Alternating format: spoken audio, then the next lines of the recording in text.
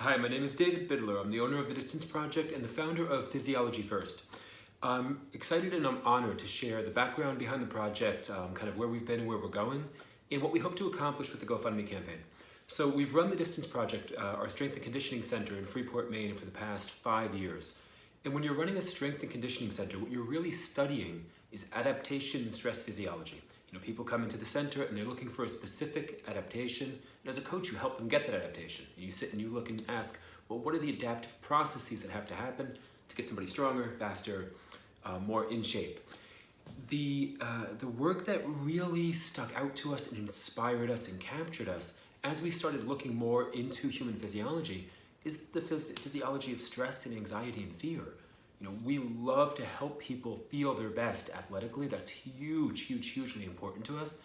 But if we can help people manage states of panic, anxiety, chronic stress, fear, that to us is the really important work that we can scale and really help to shape the future with. So we began working with, partnering with, and learning from some of the pioneers in the scientific, medical, and sports training community who are really looking at stress physiology and anxiety from a scientific, evidence-based perspective that we can draw lessons from and hopefully build protocols around.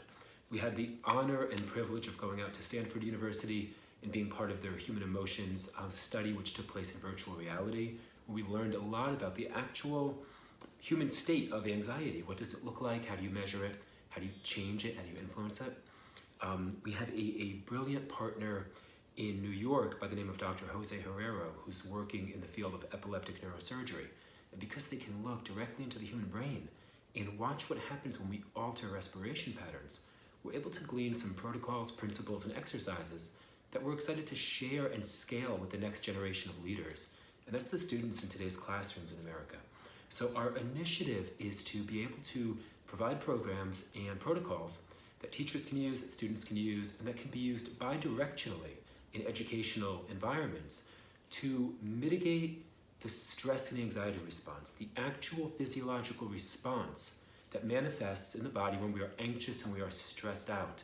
And if we can begin to identify peak cognitive states and peak states of autonomic nervous system arousal that would be optimal for learning, I think we can make so many inroads and gains into how our teachers communicate information and how students receive that information. So if we know that a student whose heart rate is way elevated, their respiration pattern is very rapid, their pupils are dilated and focused on a single point of vision, and we know from our work and from our studies that that's a suboptimal state to pay attention and to retain information in a usable way, and we understand that simple breathing protocols are one tool, a universally available one, that students can use to change that state and to enter a state that heart rate is optimal, the physiology of stress or of arousal is optimal to learn. I think we can make such an impact on the lives of our future leaders and on the teachers who teach them. So that's what we aim to accomplish with Physiology First. I thank you for watching this video and checking out the GoFundMe campaign, where you'll see more about what we've done, what we hope to do, and what we can do with your support. So thank you so much for watching, and we're honored and excited to share the journey with you. Thank you again.